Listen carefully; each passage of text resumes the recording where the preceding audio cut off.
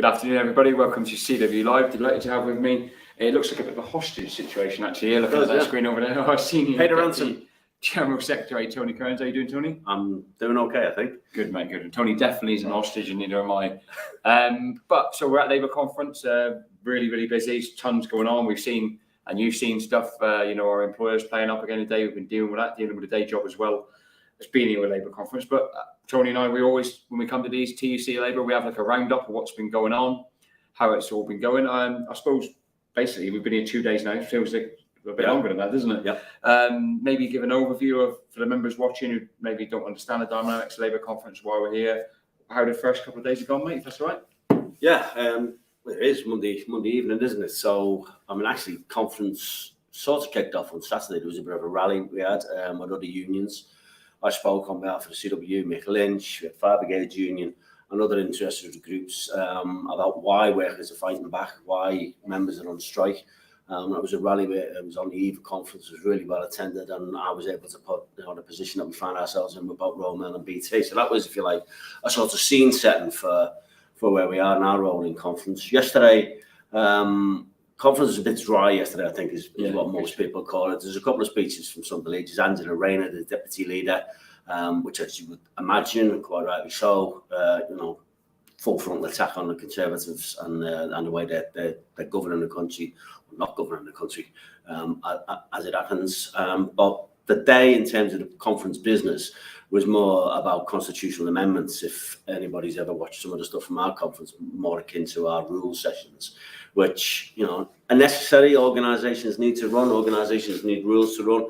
So there was debate around that. As I say, not everyone's cup of tea. Doesn't engender the most exciting atmosphere on a conference floor, but it has to be done. We have to have structures to work by in any organisation. And so that was yesterday, if you like. Yesterday evening, we had our own fringe.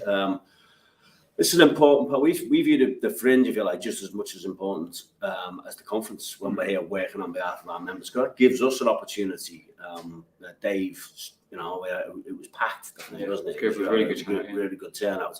Which we get delegates from around the country, just lay delegates, not just union officials, but ordinary CLP delegates and Labour Party come along. And Dave's able to explain in a lot more detail than you would in a conference speech, which we can come on to in a minute, about our disputes, about what's happening in Roman and BT in such detail. This brings support.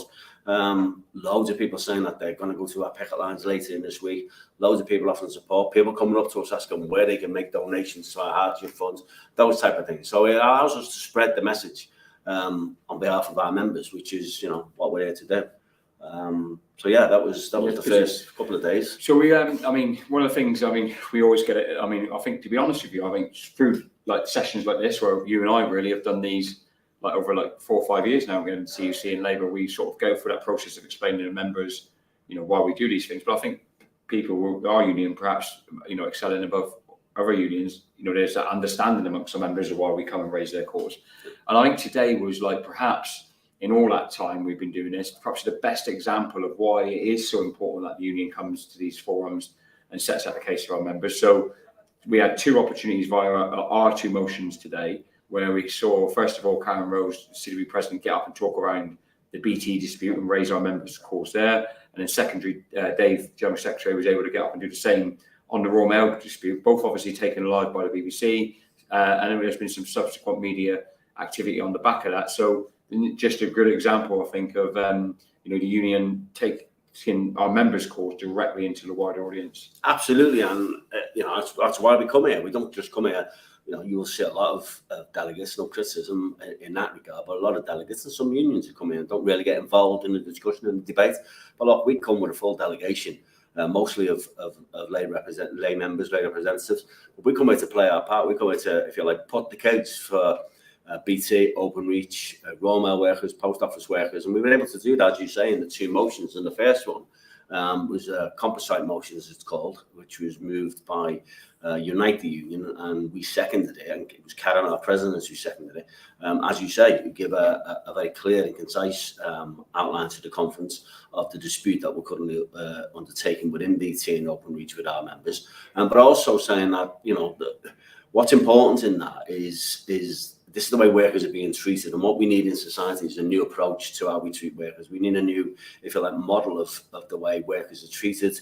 People need to be treated a lot more fairly than they currently are. We need a new, if you like, approach to ownership that puts, if you like, and basically what she said was, what we need to do is we need to put wages, workers' wages, as a priority over shareholders' dividends. And I think the problems that we're facing in BT Open, which actually stem from the opposite of that. So I think, you know, that was an important point for us to make, given the disputes that we're currently ongoing. And then the next motion was Dave, as General Secretary, moved our motion, which was about Royal Mail. That was seconded by Unite. Little thing going on there, Unite CW Unite. So Dave was quite clear about the background to the dispute we found ourselves in with Royal Mail, but are symptomatic of what's going on in wider society.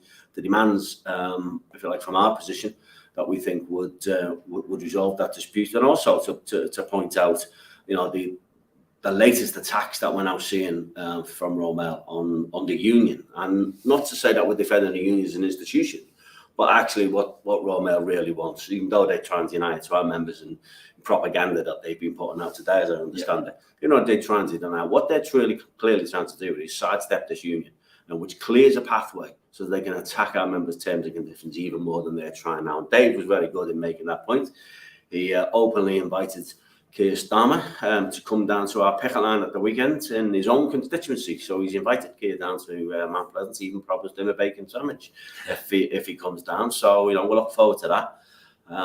Those of you who want to hold their breath, feel free to do so. But I mean, it ended actually quite a little bit of theatre from Dave. Dave asked him what this party stands for, and actually asked everybody who was able to in the hall to stand up if they supported the taking back into public ownership of Royal Mail, which everybody who could stand in the hall did stand up to a great round of applause. I think he wasted some of his speaking time there, but you know, it was good theatre, it was a good visual, and it showed the strength of support that, I feel like, the ordinary people in the Labour Party have for our members, the service that we provide to the country. So, and then when it went to the vote, that was carried unanimously, that the policy of the Labour Party were to bring Royal Mail back into public ownership, and with the line it back with the post office, and to introduce the post bank that we were previously promised in manifestos before today.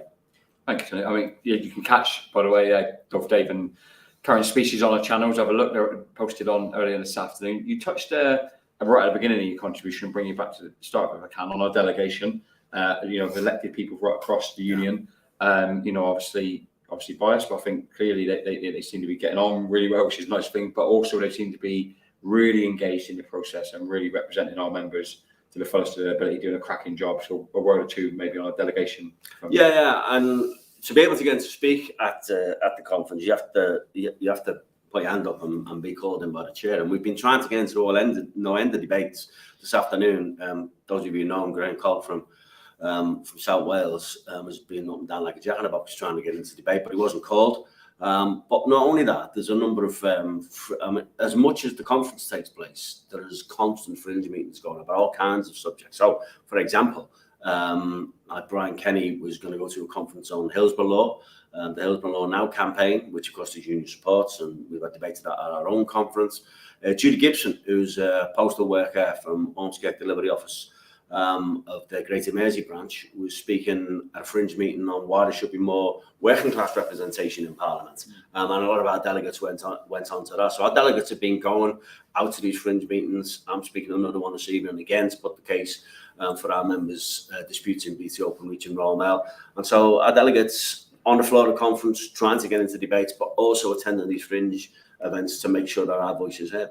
And these fringe events, I mean, you know, obviously they vary in size, but like you said, the one you did, you know, hundreds of people there. The first night, Dave, the same last night. You again tonight. You're not just like, it's not just so maybe give members a bit of detail.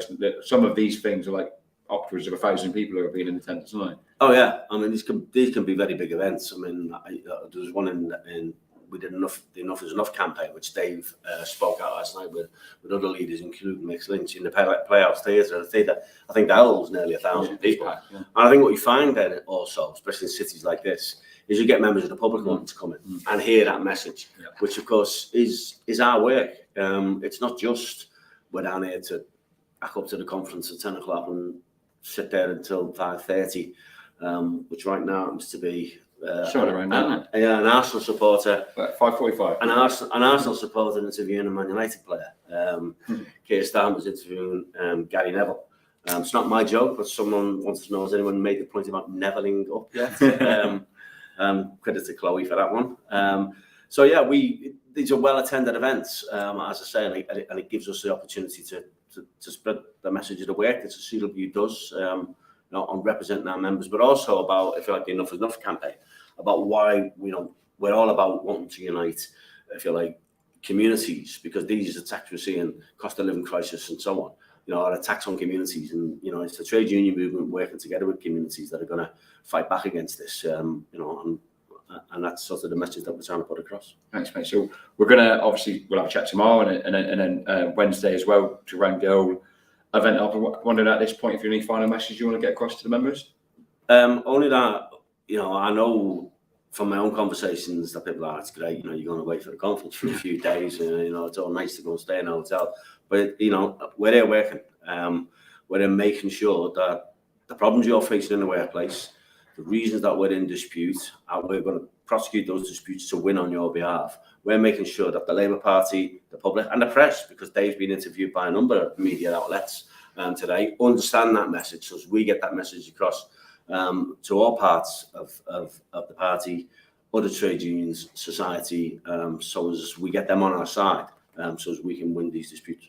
Thank you, Tony. Well, we look forward to seeing Tony tomorrow for a round up, and loads tomorrow, actually. So we're going to have Tony rounding his conference up. We're going to have a session, which at a time to be confirmed, for our post office members who are on strike on Wednesday. And we're also going to have a session with Dave Ward and Andy Fury tomorrow at 7 p.m, hot off the press, for our Royal Mail Group members. So loads of content coming at you. Take it easy, everyone. Cheers.